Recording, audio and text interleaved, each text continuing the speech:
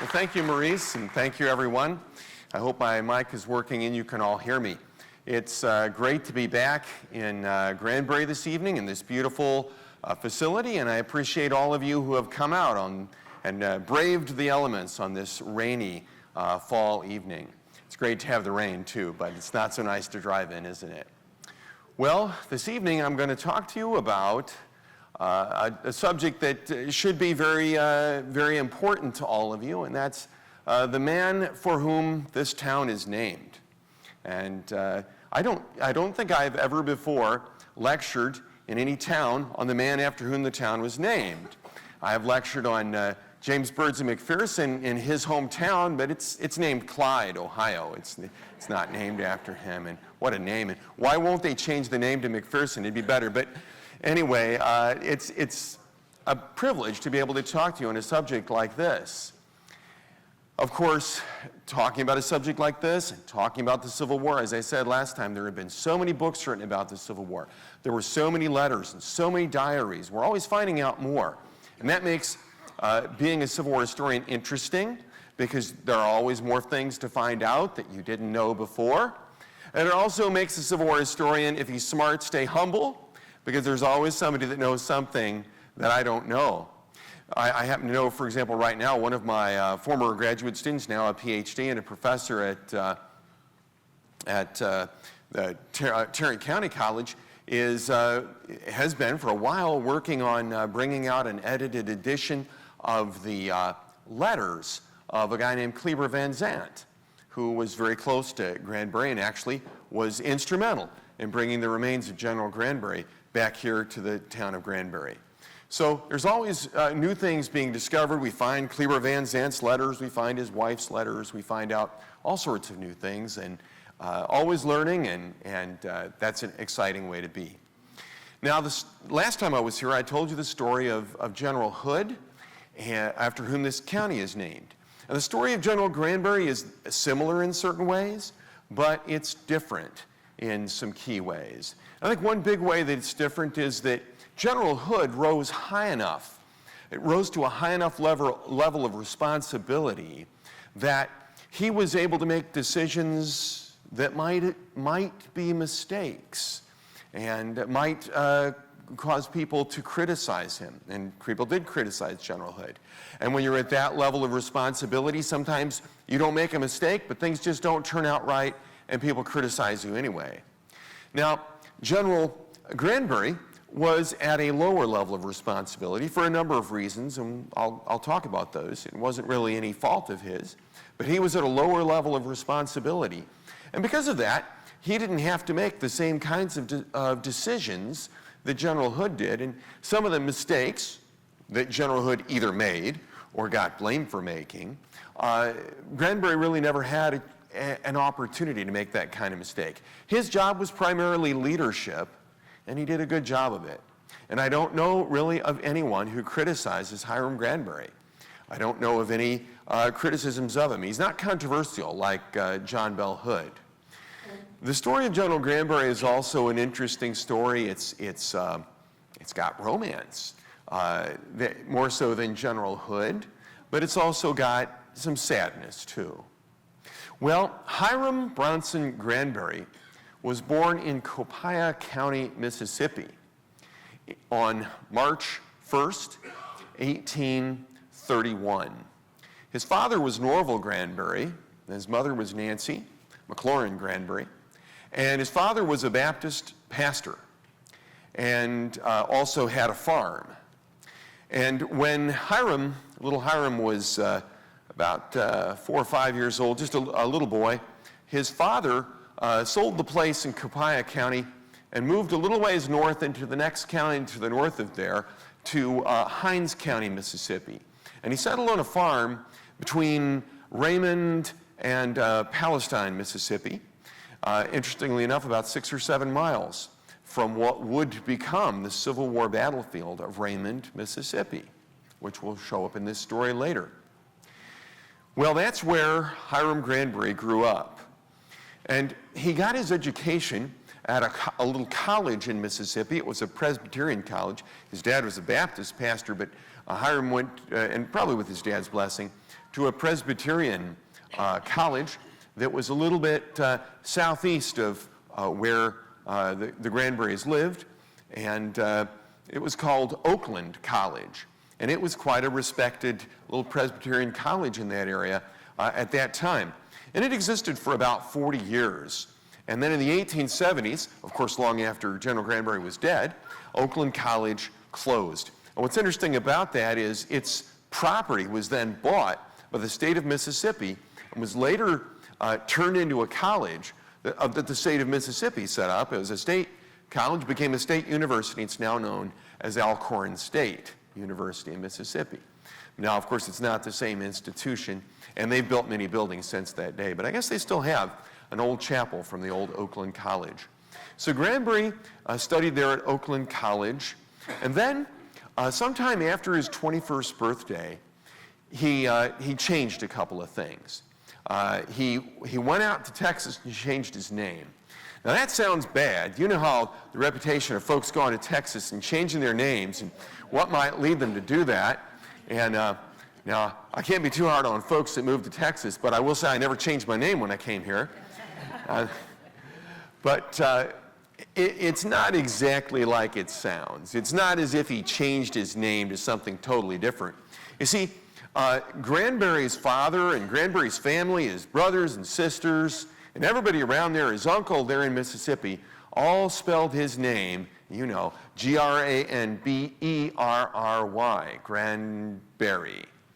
And sometime around when Granbury turned 21, Hiram Granbury turned 21, he changed the spelling of his last name to the spelling that we now know today for this town, Granbury, Granbury.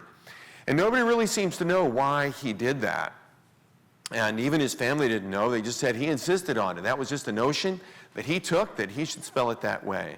And I don't really know why he did that. And I'll just suggest a possibility. I think Granbury, that spelling, is closer to the etymological origins of the name, which is supposed to be Crane Fort, like the fort where cranes, the birds, cranes, live. And that's where it came from, I guess, in the old English or Norse or something. And think of the word for bury that you find in a lot of English names, similar to burg. So maybe burg with a U, meaning fort or fortress or castle or something like that. And I don't know if he got all that education at Oakland College and decided he was going to correct the spelling of his name or not. Another possibility, though, is people just were not as uptight about spelling as they are today. You know, over the years, it has really bothered me, especially about my third grade teacher, and I've never really got over how uptight she was about spelling. The poor lady could think of only one way to spell any given word. And she'd have this test, and I would offer up what I thought were perfectly reasonable ways. You know, one of my favorite presidents, Andrew Jackson, once said, "I have pity on a man who can think of only one way to spell a word." I don't have that problem at all. But anyway, my wife, by the way, is an excellent speller. I've tried to convince her that spelling ability is inversely proportional to intelligence, but she's not buying it. I don't suppose too many other people are either. Well, anyway, he changed the spelling of his last name and he moved to Texas. And he settled first in Seguin, Texas, and tried practicing law down there, but that didn't seem to prosper for him very well. So he moved up to McLennan County, and that's where he kind of hung out his shingle successfully and began to practice law. And he was quite successful at practicing law there. He became, from 1856 to 1858, the Chief Justice of McLennan County. So that was a pretty honorable position for a young man who at that time, in 1856, was only 25 years old. Of course, people got on faster in life in those days. They didn't necessarily live as long always, and they were aggressive, and he got on quick in life. So he was a successful lawyer there and a successful judge in McLennan County when, in 1858, he married Fanny Sims. Now, Fanny Sims lived there in Waco there in McLennan County. And we don't really know how long she lived in Waco. We do know that she was born in Alabama. And we know that her father still apparently lived in Tuscaloosa, Alabama at this time, and continued to live in Tuscaloosa, Alabama for some years after that. And as we'll see later in the story, that comes up. So how Fanny got out there to Waco, we don't know. It may have been for whatever reason, we just don't know. But anyway, she married Hiram Granbury, and she was born in 1838. So in the year that they got married, she was just 20 years old, and probably just had turned 20 just a month or two before. And the accounts, I've not been able to find any picture of Fanny Sims Granbury, but the accounts say that she was very pretty. Now, my wife says that all brides are very pretty, and I suppose she must be right. I wouldn't contradict her on a thing like that. But Fanny Sims Granbury was said to be very pretty, but I've not been able to find any pictures of her. And there's really kind of limited knowledge that we have about her, but I'll get to some things we do know about her a little later. Anyway, Hiram and Fanny never had any children. And there may have been there was a reason for that, apparently, that possibly already at that time, Fanny may already have begun to have health problems that ultimately led to her death only 5 years later. Actually, just a couple of weeks shy of their 5th anniversary. And she died ultimately, as we now know, of ovarian cancer. So one has to wonder if some workings of that were not already beginning to have an effect, even not long after the wedding, and that they were not able to have children. At any rate, they continued to live there in Waco until 1861, and the Civil War broke out. On February 1st, 1861, the state of Texas seceded, and then it became clear that the Lincoln administration would not accept secession, and so then war came. And Hiram Granbury did what a lot of prominent men in towns all across the South and all across the North and all through the country did. This was a very common pattern for how armies were raised. And that is, he raised a company of troops, called them the Waco Guards. And all these companies had names. And usually a prominent local man would raise that company. A company was 100 men, and typically a company came from one town. And they would be often guys who'd grown up together in that town. Often the ladies of the town would have a ceremony. The ladies of the town would sew flags for them to take off to war as battle flags, and they'd have a ceremony presenting those flags to them. I'm not sure if they did that for the Waco Guards, but they probably did. At any rate, the local leader who raised them would then become their captain. And so Hiram Granbury became the captain of the Waco Guards. And you might be wondering, well, what was his military background? Well, as far as we know, none. But that wasn't so unusual. There were a couple of reasons why at that time that was pretty common. First of all, there was the way people thought about military leadership. People did not view the military, well, they really didn't view professions as professions in the sense that we do today. Look at how quickly Hiram Granbury begins practicing law. He goes to a college, he shows up in Texas, he hangs out his shingle, he practices law. And he may have, and he did study some law when he was here, but the point is, it was less, professionalism was less viewed and valued than it is today. Same with the military. And there was an idea that that what you need for a military officer is a natural leader of men. And therefore, if you have natural leadership in other areas, you must be a good military leader too. And that actually worked out okay in a lot of cases at this level, at the level of a company, a captain of a company like Hiram Granbury, and even a little bit higher up. Now, when you get a lot higher up, sometimes that didn't work so well. And we can point to some generals in the Civil War who didn't do very well, where know-how and expertise and training really, really counted for something. But anyway, people viewed Hiram Granbury as a leader. He was a local leader. By the way, he was 6 feet 2 inches tall in a time when the average man was about 5'6.5" or 5'7". So here's a man who's about 7 inches taller than the average man. And at 6'2", he weighed 160 pounds. It's fairly thin. Now they tended to be pretty skinny back there. I don't know if you've ever been to a museum, like you go to the Civil War Museum there in Fort Worth, or White Settlement there on the west side of Fort Worth, and you see those some of those uniforms, some of the clothes that they wore, and you start to imagine trying to get into some of those clothes. That wouldn't be good. It would damage all the seams if I tried to get into those clothes, because they were awfully skinny. And so was Hiram Granbury. And he was very skinny. But anyway, he was viewed as a leader.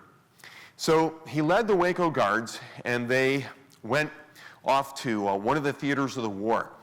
And the particular theater of the war that they went into was the area between the Appalachian Mountains and the Mississippi River. That's another thing that makes them different from John Bell Hood, who fought most of his war in Virginia until he was transferred west.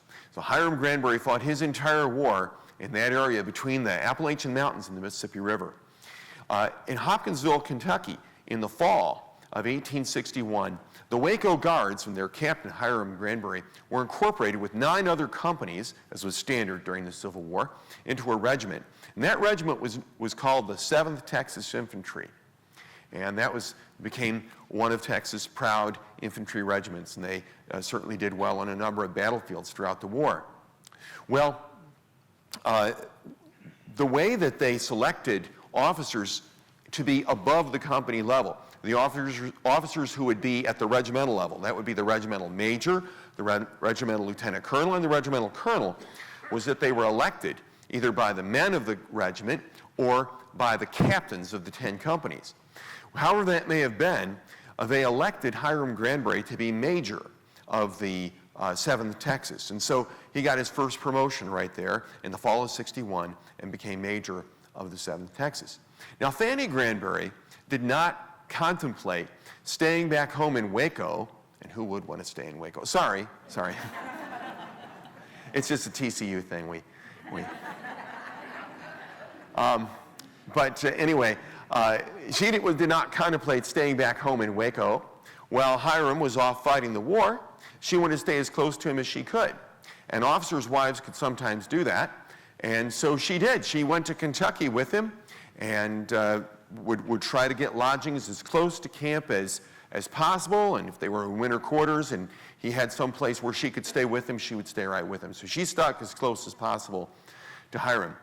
Well, that February, the 7th Texas saw its first combat, and things didn't work well. Remember I said that non-professional people who didn't have any training but were viewed as natural leaders might work well at the company level or the regimental level, but you get to the level of generals and bad things can happen. And this first battle was an example of that.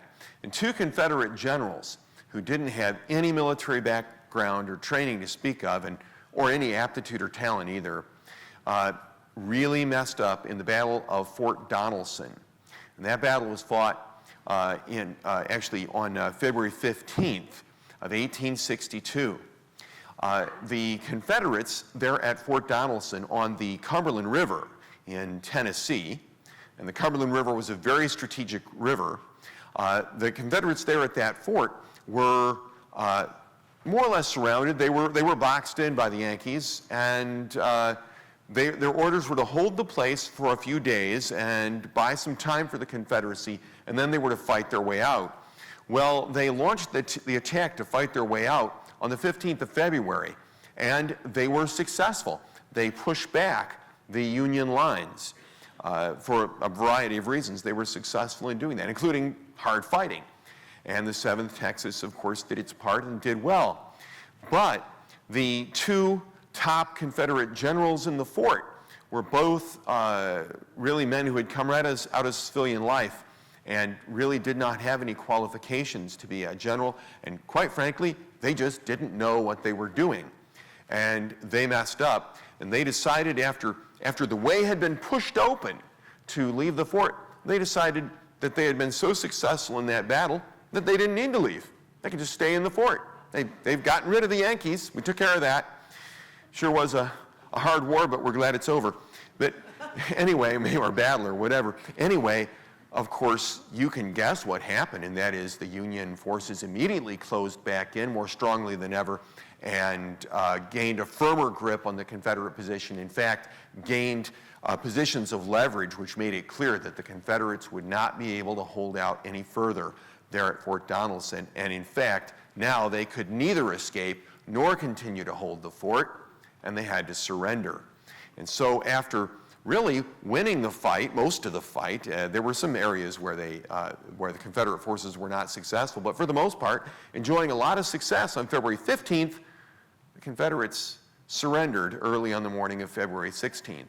It was a strange occurrence. And so Hiram Granbury starts the war. After his first day of combat, he goes into captivity, not because of anything he had done, but because his generals had messed up. Now, the enlisted men from the 7th Texas went to Johnson's Island in Lake Erie, near the site of the Battle of Lake Erie, if you're interested, and near Cedar Point Amusement Park, if you've been up there, that you're not far from Johnson's Island. But the officers were kept elsewhere. Briefly, they were at Camp Douglas in Chicago, and then at Camp Chase in Columbus, Ohio. And the Union didn't really know what to do with them. It was the first big batch of prisoners that had been captured in the entire war. And so they were finally shipped to Boston, Massachusetts. And there they were imprisoned in Fort Warren. Fort Warren was located on an island located 6 miles out in Massachusetts Bay, there at Boston. And this is a fort that the federal government maintained for a number of years, a large masonry fort, so it's a major installation. And the Confederate officers were imprisoned there. Now, Fanny had tried to stick as close to Hiram as she could, and she actually came north with him. Now, she wasn't a prisoner of war, but she traveled north with him there. Now, Union authorities were very tolerant about this. It's hard to imagine, it's impossible to imagine a prisoner of war situation being like this today, but General Grant actually specifically authorized Hiram Granbury to be able to be paroled.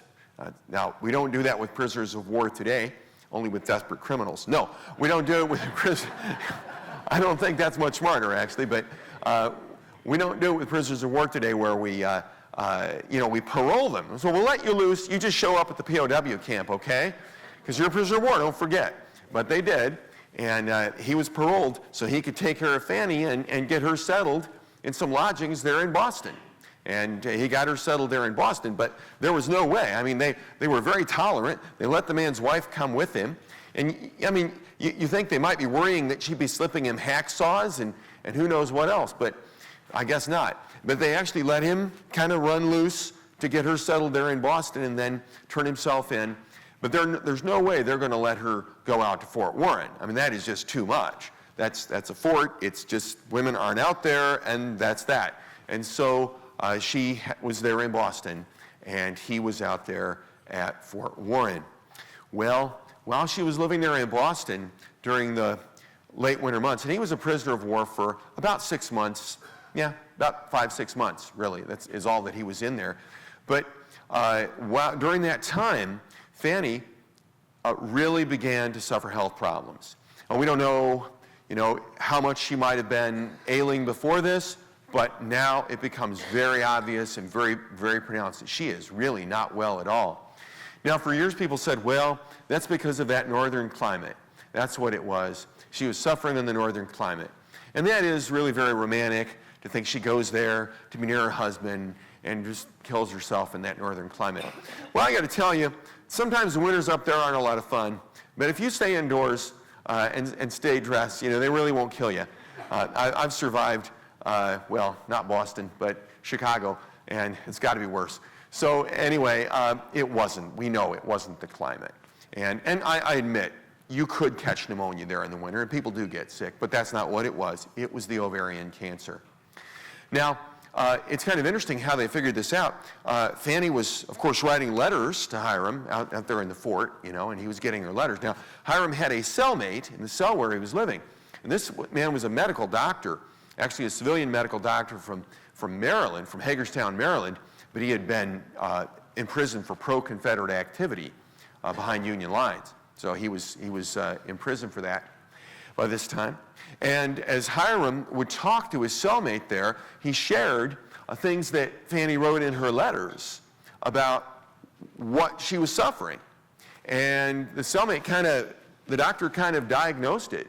He said something's wrong with her ovaries. He called it ovarian dropsy or something like that. Well, yeah, something's wrong with her ovaries. She had cancer. And so he kind of realized that she had a serious medical problem, that she was really sick. And he seems to have urged Granbury, of course, where's Fanny going to go? It's a long way back to Waco. And in wartime, that would be a very difficult trip to make for a woman by herself. Now, and women didn't do as much by themselves then as they do now. Now, you say, oh, well, a woman can't travel by herself from Boston to Waco. And you think, well, how dare you say that, you sexist. But she could have back then. I mean, it could be done, but it was asking a lot. And she's sick. And, oh yeah, she's 24 years old at that time. So she's not, she's still pretty young.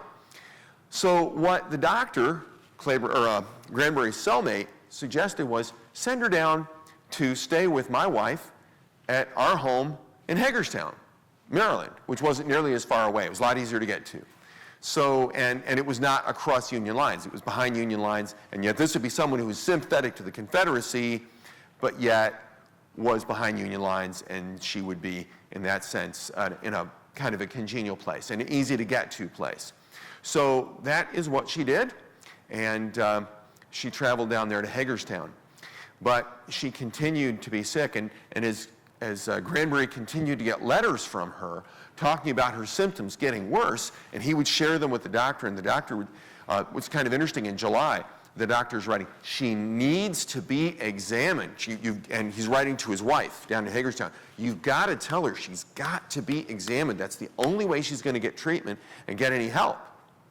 Well, apparently she did agree to be examined, and we get these little bits and pieces of information. Something gets mentioned in a letter. Now, there may be more information out there, and it may come to light sometime. Maybe even some of you know things that I don't. But it seems like, she sort of disappears from sight for a few weeks, and then, oops, here's what's going on. And we find by August, she has seen a physician. She's under the care of a physician, and a highly skilled surgeon in Baltimore was scheduled to operate on her. And we know this because Union authorities actually in August, mid-August, specially granted parole, again, to Hiram Granbury. He was paroled to go down to Baltimore to be with Fanny for her surgery, which obviously that's very serious. I mean, surgery is serious now, and you can imagine how much more serious it was then. So Hiram was paroled. He got out of Fort Warren, and he never was back in Fort Warren after that. Went down to, that I know of, he wasn't back in there. He went down to be with Fanny. Well, we know she didn't have the operation. We don't know for sure why. The most likely guess, and this is the surmise that everyone makes, is that they found that the cancer was too advanced and that they couldn't operate. Certainly today, that would be the conclusion we would draw with modern medicine. Uh-oh, they can't operate on. And that's always a very bad thing to hear when you get a friend or a loved one and they say, well, we're sorry, it's inoperable. Okay, you don't like to hear that at all. And it wasn't good news for sure. She was not doing well, and for whatever reason, they could have had the surgery, and they decided not to. Now, they didn't have a lot of the diagnostic tests machines that we have today, but somehow they were able to see that this is not going to work. So she didn't have the surgery. Well, it seems that before Hiram Granbury could go back up to Fort Warren at Boston, he was formally exchanged. They had an exchange of officers. Hiram Granbury was exchanged for two Yankee lieutenants, one rebel major, and they were swapped. And so Hiram Granbury was once again free to serve in the Confederate Army. He served various duty. He did some recruiting duty, apparently back in Texas, and then traveled around a lot. Again, we see him crop up someplace where he shows up in the records and then kind of submerges, but on various duty. The 7th Texas Regiment, the enlistment of the regiment, were not exchanged until early 1863. And so the regiment really wasn't reconstituted, and Granbury was not back in, as you might say, his regular job until early 1863. And so he was performing various duties on a sort of a detached basis as an officer who didn't really have a command, and so they were using him for different things. And he seems to have spent a good deal of time with Fanny, who was getting worse and worse. In early 1863, Granbury was promoted to colonel of the 7th Texas, but things were really getting bad for Fanny. Hiram took Fanny to stay at her parents' house in Tuscaloosa, Alabama, to be there. And there she spent the last couple of months of her life. And she died in March 20th, 1863, 11 days short of what would have been their 5th anniversary. So that was really hard on Hiram Granbury to lose his wife, as you can well imagine. It was just a couple of months after Fanny's death that Hiram Granbury and the 7th Texas found themselves once again in action. Spring comes and the military campaigns get going again. And what happened in the spring of 1863 was that Grant began carrying out his successful Vicksburg campaign.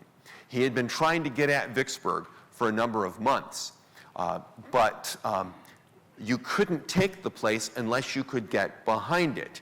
And finally, Grant struck on a very bold plan to get behind it. Had the Navy's gunboats and the Army's transport riverboats run past Vicksburg and marched his armies around and through the bayous on the west side of the Mississippi River, and then had his troops ferried across to land on the Mississippi shore south of Vicksburg. And then they marched northeast through the interior of Mississippi, heading for Jackson.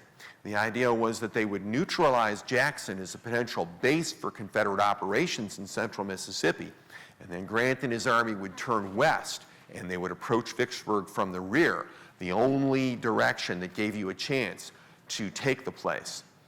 Now, as Grant was marching up towards Jackson, in Jackson itself was a small Confederate garrison consisting primarily of a single brigade of Confederate troops under General John Gregg, and in that brigade was the 7th Texas under Colonel Hiram Granbury.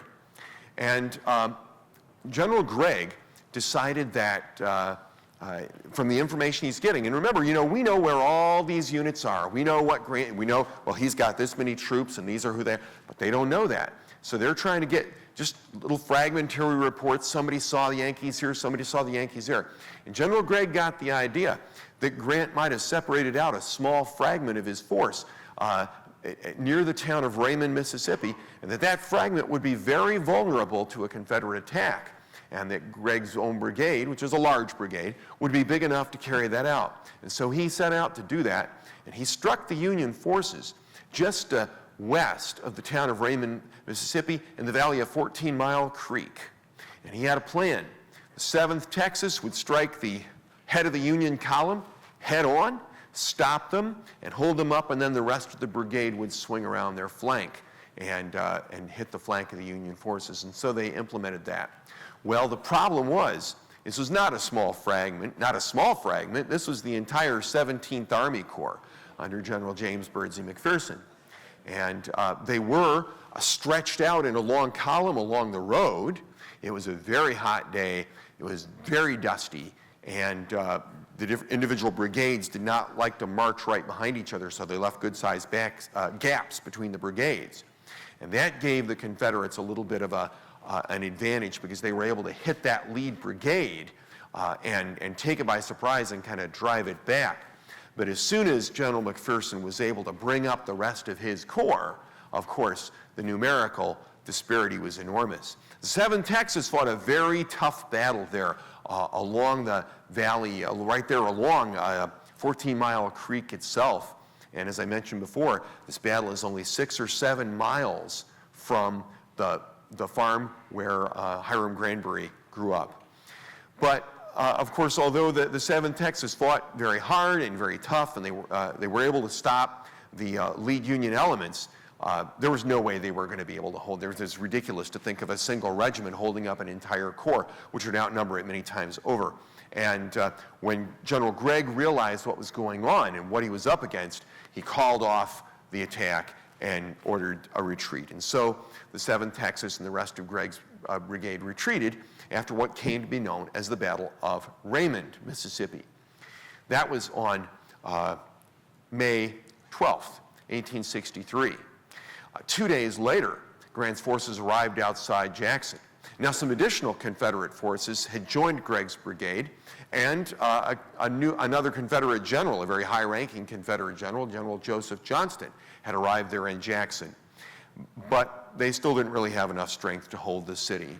And so after some fighting there on May 14th in what came to be called the Battle of Jackson, again the Confederates had to retreat. And that really ended Hiram Granbury's participation in the Vicksburg campaign. Because what General Johnston did then was to pull his forces back out to the northeast of Jackson and just kind of hover out there and watch, and not really do anything else. And since Granbury was under orders, I mean, he had to do what he was ordered to do. His unit wound up just sitting out there and really didn't get a crack at the Yankees during the rest of the Vicksburg campaign. So on July 4th, 1863, Vicksburg fell. And after that, the action picked up again in Tennessee. And Granbury and his 7th Texas Regiment were transferred to the Army of Tennessee. Now, I know this gets confusing because the Union Army that took Vicksburg was called the Army of the Tennessee. The Union armies were usually named after rivers. And the Confederate Army to which Granbury and his regiment are now transferred is the Confederate Army of Tennessee. Confederate armies were usually named after states. Now, in the Army of the Tennessee, Granbury's 7th Texas Regiment was put together with several other Texas regiments to form a solid Texas brigade. In the Confederate Army, they usually liked to form solid state brigades if they could, or nearly solid Texas brigades. Sometimes they had a Louisiana regiment serving with them. But mostly, just like the Hood's Texas Brigade would often include a regiment either from Arkansas or from Georgia, and they would keep those Texas regiments constant. So this Texas Brigade, now Granbury wasn't commander of this Texas Brigade yet, but this is the brigade that will later come to be known as Granbury's Texas Brigade, and will be famous as Granbury's Texas Brigade, the second most famous Texas Brigade in the war after Hood's Brigade. Well, now Granbury's was this new brigade in a new army, and they get into battle again at Chickamauga in northeast Georgia on September 19th and 20th, 1863. And again, the brigade fights well, but the battle is really indecisive. It's a Confederate victory, and yet it doesn't bring them all that much. Then, in November of '63, Granbury played a much more important role in the Battle of Chattanooga. After the Battle of Chickamauga, Union forces fell back just a few miles, 5 or 6 miles, back to the city of Chattanooga. And Confederate forces took up positions on the high ground overlooking Chattanooga. And they sort of had them semi-besieged there for a while. The Union responded to that by transferring more troops to Chattanooga to reinforce the Union forces there, and by sending Ulysses Grant, the Union's best general, to command them. Grant launched his offensive in late November of '63, and that leads to the Battle of Chattanooga. Now, in the Battle of Chattanooga, Granbury's brigade, which was then, it was John A. Smith's brigade, John A. Smith was the brigade commander, the brigade of which the 7th Texas was a part, was stationed, was part of Cleburne's division. And Cleburne's division was on the extreme right of the Confederate line. And Granbury's brigade, Smith's brigade, of which Granbury was a part, was on the extreme right of Cleburne's division. So it's kind of like, you know, Joshua Chamberlain and We Are the Flank and all that. They were the flank. And they had a position there on Missionary Ridge. Now, Granbury has had some bad experiences in this war where he's fought well and done pretty good, but they haven't gotten a victory out of it because of bad generalship, right? Fort Donelson, generals really let him down. Raymond, I don't blame General Gregg, but he didn't know what he didn't know. Johnston did not let him get into the fight very much there in the Vicksburg campaign. But now, Granbury has a really, really good general over him, and that's General Cleburne. Now, General Cleburne, by the way, his name is spelled exactly like the town of Cleburne, Texas, which is named after him. But he pronounced his name Cleburne. And General Patrick Cleburne was the best division commander in the Confederate Army. He was very, very good. And at Chattanooga, he positioned Smith's brigade, of which Granbury was a part. He positioned them very wisely. It would have been tempting to put them right on the very end of Missionary Ridge. After all, it's a high ridge. It's several hundred feet high. Position them right on the end of it. The Yankees will have to climb up to you several hundred feet. The trouble was the slopes of the ridge were too steep to be covered by rifle fire from men on the top. A man at the top of the ridge, if he wants to shoot someone coming up, is going to have to rear way up and be a great target. And Cleburne realized that this ridge was shaped different than other ridges in the war. It was steeper and it was higher, and it had a narrow top. And so Granbury knew what to do with it. So he put his line on a little hump of the ridge. The top of the ridge, ridges aren't smooth on top, and the top of the ridge sort of has these humps and dips and humps and dips. He basically took the first hump up the ridge and took that position. So Union troops that got up on the ridge had to attack right along the crest of the ridge. If they tried to come at Cleburne's position, Granbury's position, from the sides, they'd be way down the slopes and they'd really be out of the fight. But if they tried to come at him from near his level, up on the crest of the ridge, it'd be like attacking someone, like coming at someone down a narrow hallway. They just had this narrow corridor where only a single regiment, or maybe a brigade, could charge at one time. And it gave Cleburne's men, Smith's men, Granbury's men, all the advantages. And so they were very successful. In fact, it was about the only successful thing that happened for the Confederacy at the Battle of Chattanooga. Oops. Even if you have a good division commander, it can still get messed up at the Army level, and it did. Everything else for the Confederates totally went to pieces at Chattanooga. It was a disaster. The Union forces broke the Confederate line at a number of places there on Missionary Ridge, but not where Cleburne's division was, not where Granbury's brigade was. And so Cleburne's division, including Granbury's brigade, did a very good job of holding their position and then covering the Confederate defeat, keeping the Union forces from falling on the backs of the retreating Confederate Army. Then the next day, Cleburne's division was assigned to hold Ringgold Gap. Again, kind of a rear guard thing. Keep the Yankees off us while we get away with our supplies and stuff, and while we regroup. And again, Cleburne's division did a very good job. And again, the Texas Brigade within Cleburne's division did a very good job. Only there's a difference. General John A. Smith has been wounded at Chattanooga. So the brigade has a new commander, and that's Hiram Granbury. Colonel Granbury is now commanding the Texas Brigade, which will come to be called Granbury's Texas Brigade, and will continue to be called Granbury's Texas Brigade, even when Hiram Granbury is no longer its commander. So Granbury's Texas Brigade now has its commander, and it's doing very well, and it's establishing itself as one of the premier units in the premier division of the Army of Tennessee. Well, the fighting there at Chattanooga ended the fighting in 1864, or in 63. In 1864, what follows is the Atlanta campaign. Union forces under General William Sherman start out from the vicinity of Chattanooga, and they fight their way about 100 miles through northwest Georgia all the way down to Atlanta, with Joe Johnston's Confederate Army at least skirmishing with them and occasionally fighting with them all the way. There were a number of small battles. The Battle of New Hope Church, which is about halfway between Chattanooga and Atlanta, was one in which Granbury's Texas Brigade especially distinguished itself by good performance, turned in another sterling performance, another highlight reel, we might say, if they took highlights of that kind of thing. So did very well indeed.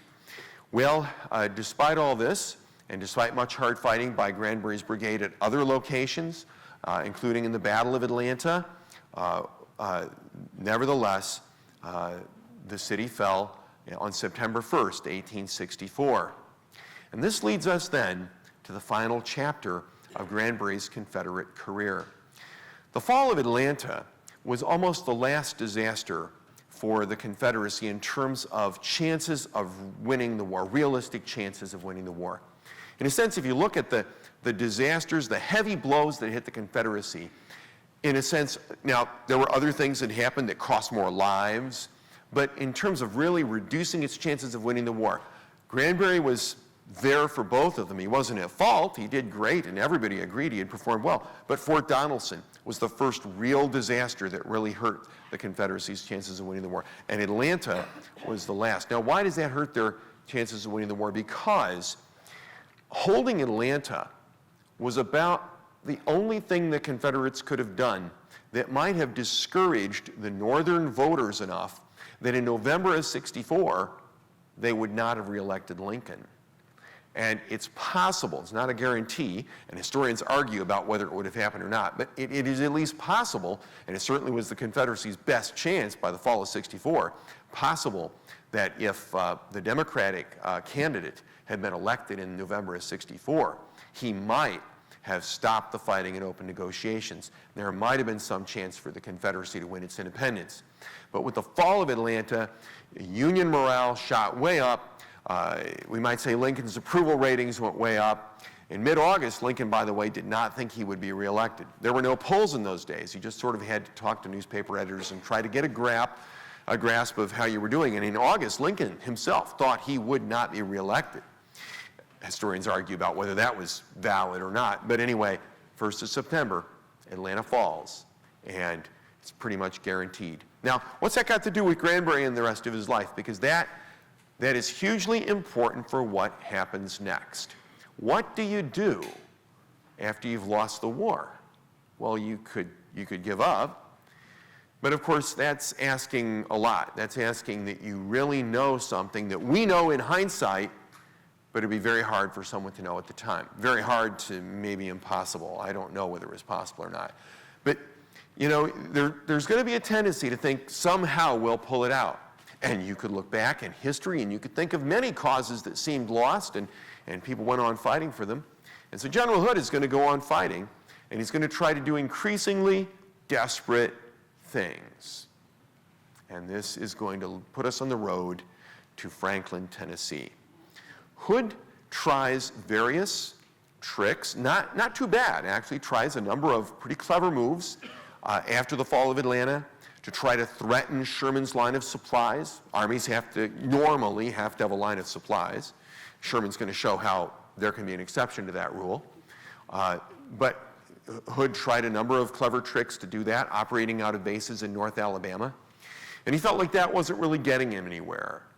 And so he decided he needed to do something bolder. And much as a football team, when it's desperate and they're down to the last few ticks of the clock, they will try that so-called Hail Mary pass, that desperate play that has a very low percentage chance of working, but maybe somehow their victory will be snatched out of the jaws of defeat. So Hood decides to march north into Tennessee. And he marches from central Alabama north into Tennessee. And they're headed for Nashville, and kind of just to see what turns up, to see what kind of opportunities they can seize. At Spring Hill, Tennessee, and I mentioned this in my last lecture to you all, they just barely missed a chance to trap a large segment of the Union Army. It was a kind of a sub-army, so to speak, under General Schofield, General John Schofield. And they almost trapped it there. Now, again, historians argue about a lot of things, and we go along and say it was definitely this way or it was definitely that way. But I can tell you, you can find some historian who will come along and say, no, it wasn't. It wasn't either. And that's how it is with this, too. Some historians say, well, they weren't that close to trapping them. And even if they had trapped them, that wouldn't necessarily have won the war. Well, it wouldn't necessarily have won the war. In fact, it's really questionable what Hood could have done. I mean, think of any possible outcome to that campaign. And this is one of the things that makes the campaign so tragic and so poignant. It's just hard. Start imagining things. What could Hood have done? I mean, without using a hydrogen bomb or anything. What could he have done that could have changed the outcome of the war? And it's really hard to see. You can tell he's trying a real desperate move, but how could it have won the war? Anyway, after the Yankees got away at Spring Hill, Hood seemed to be angry, although some deny that he was. Hood seemed to chew out General Claiborne for not doing his job in trapping the Yankees at Spring Hill, although some deny that he did that. I went over that last time. They marched north that day, November 30th, and they came up where the Yankees had dug themselves in around the town of Franklin, Tennessee. The bridge was out on the Harpeth River behind the Union force there, and General Schofield just wanted time. He wanted a few hours for his engineers to repair the bridge over the Harpeth River so he could get his army out of there safely. And there were several hours of daylight left. Now it was dark. He could do it in the dark, but there was daylight left. So he's going to have to take up a defensive position. He's got a few things going for him, though. One is that there had been warfare in Middle Tennessee throughout much of the war. In many places, there had been strong entrenchments dug already, defensive positions already dug, embankments, breastworks already built, and Franklin was one of them. And so Schofield's men had a ready-made defensive position there with trenches and breastworks already ready for them that they could get into. Some of Schofield's men were carrying newer weapons, things like Spencer repeating rifles or Henry repeating rifles, which would be like a lever-action rifle that had a 17-round magazine. And so they could deliver a lot of firepower. Well, they took up the position there. Hood came into position and came up to a Winstead Hill from which he could view across an open plain about more than a mile wide, view the Union lines across there in front of Franklin. And Hood decided that the thing to do was to attack straight ahead across that mile or two of open ground at the Union lines. Now we hear, what, 2 miles of open ground? Well, whether it was 1 mile or 2 miles didn't really matter very much. Either way, it's enough for them to see the Confederate attack coming and have plenty of time to react. But they won't be able to really start killing Confederates in large numbers until they get down to 400 yards. The killing's going to happen inside 400 yards, really, range. It's not a lot of people are going to be killed beyond that range. But it was a long, open area of open fields that they crossed. But Hood decided that they would attack immediately. They wouldn't wait for their artillery to come up. They would attack without the artillery. Now, again, people have speculated over the years and said, well, Hood did that to punish the Army of Tennessee for not trapping, not really carrying through on his orders as he understood it, to trap Schofield the night before. Or he thought that they had become reluctant to launch attacks and too respectful of enemy entrenchments, or because he was just mad. And like I said last time, I think if I were writing Jefferson Davis and his generals again, I don't even think I would try to figure out what Hood's motivation was. It just seemed like the thing to do. And he thought maybe that's how they would win. Maybe they had Schofield trapped.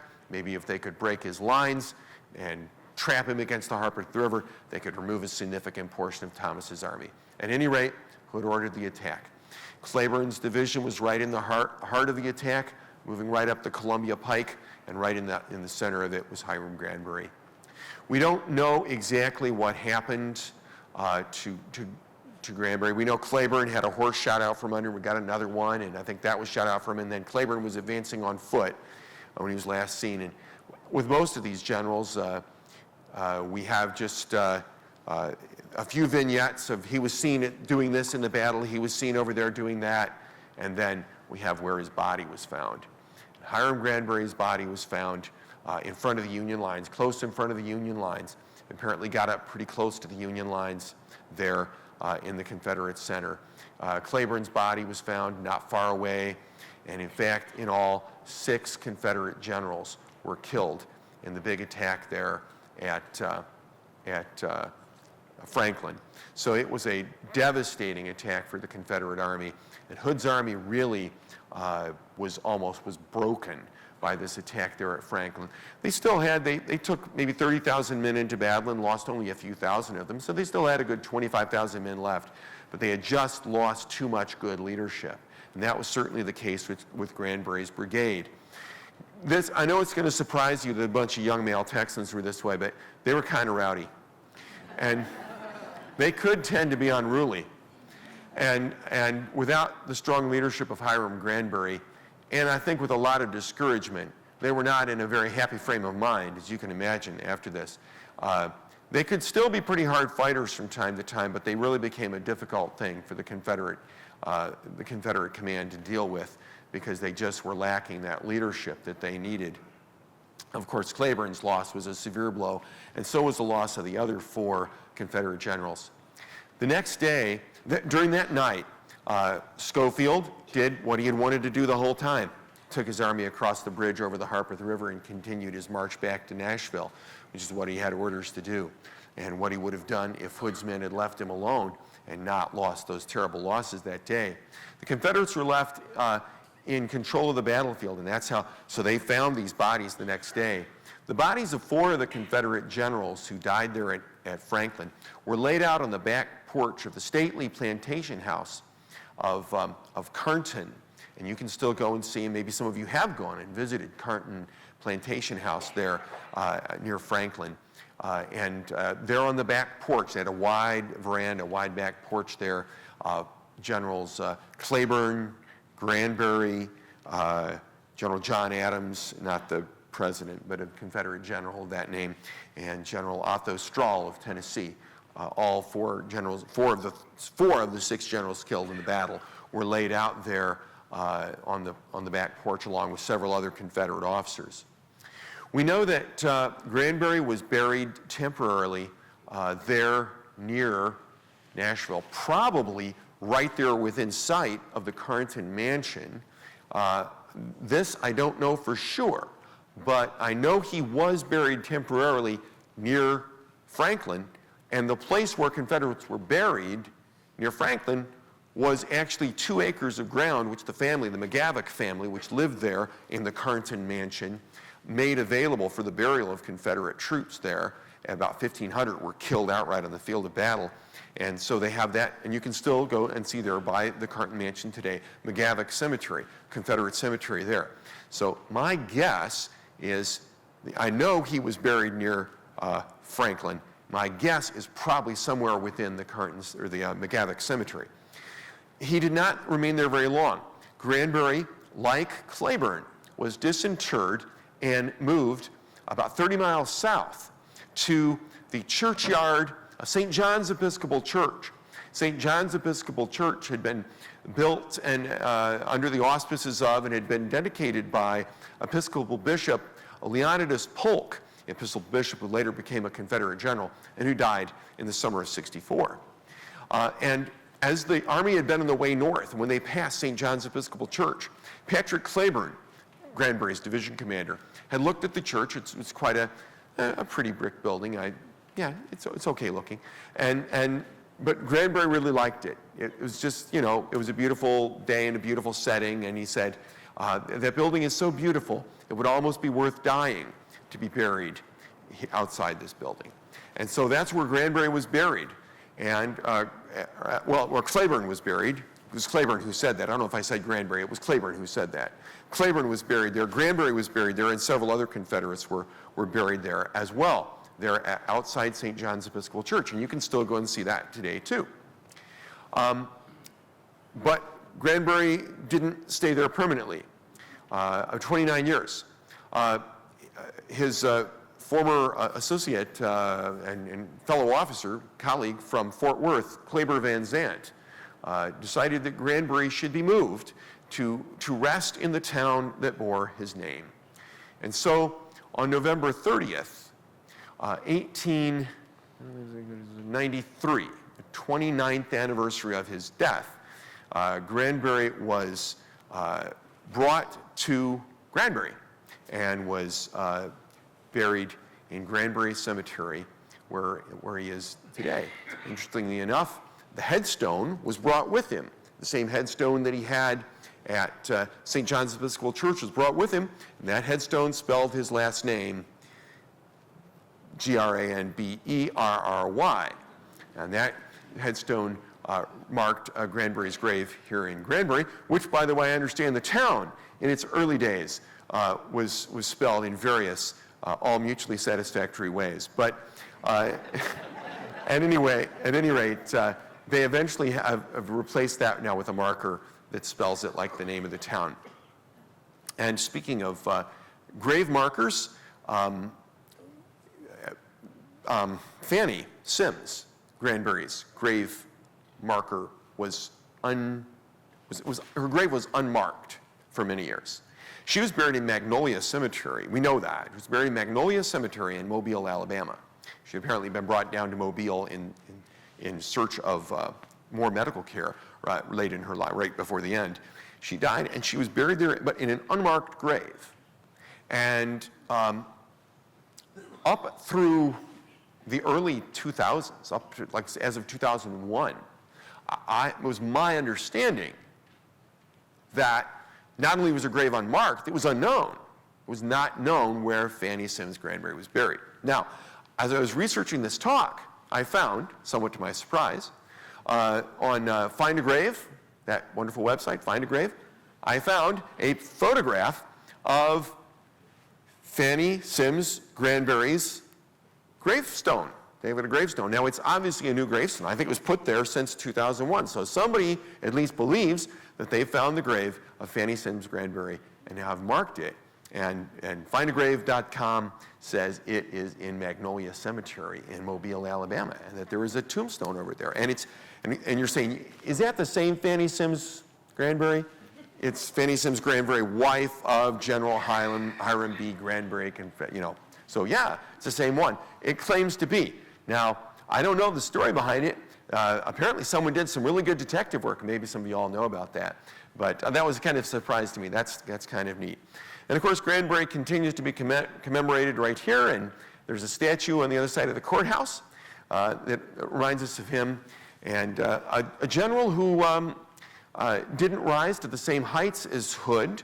Hood had been trained as an officer, was an officer before the war. Granbury came up, as it were, not quite all the way through the ranks, but from the rank of captain, but who really never had anyone find fault with him. I don't know of any criticisms of Granbury. Hood might be controversial, but Granbury is pretty much universally recognized as an extremely good leader and a man who really never put a foot wrong as a leader and as a general, and someone who's lost hurt the Confederacy very much.